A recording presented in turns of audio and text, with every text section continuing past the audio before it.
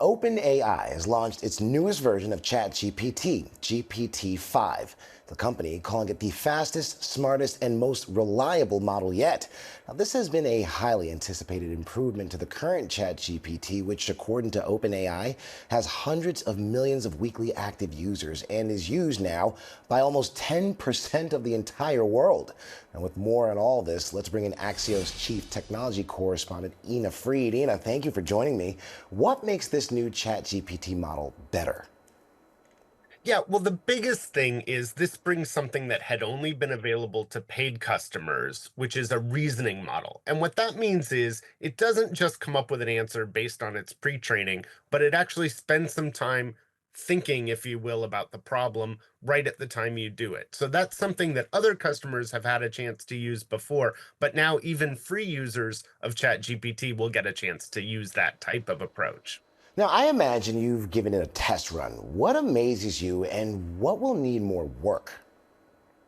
So, some of the ability to just type it in and get what you want, that's the goal.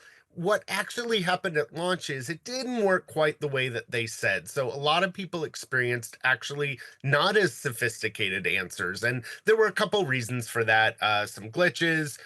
As well as the fact that GPT-5 isn't really just one model.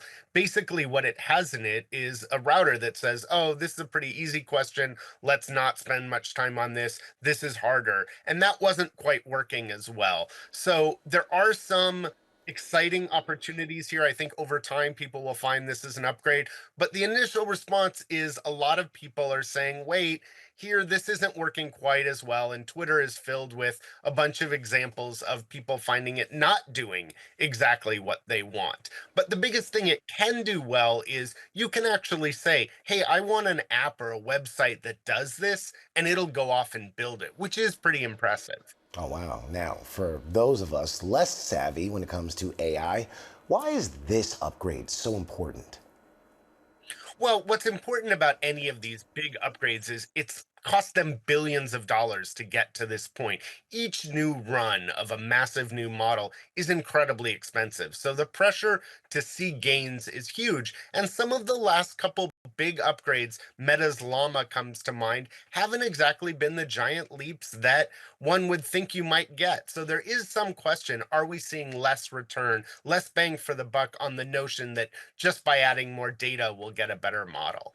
Now, OpenAI CEO Sam Altman said GPT-5 still lacks the ability to learn on its own. But listen, we've seen all the movies, okay? We know the concerns about it replacing certain jobs currently being done by humans.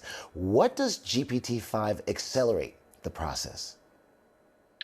Yeah, I think probably it will accelerate the process of, jobs going away or changing. That's going to happen. That's not a what if. That's assuming things go well, jobs will shift. I think the other thing to keep in mind is the science fiction stuff. We've seen this go really wrong. When the computer starts learning on its own, it really better have our interests at heart. And there's real question over whether when AI does start to learn on its own, will it actually serve human interests? And that's an important question because, again, we've all watched those movies. And this moment in time where we're living today is usually the moment they go back to in those movies and say, hey, let's stop development. So I do think, really, we do need to continue to focus on safety, even though that's not the focus.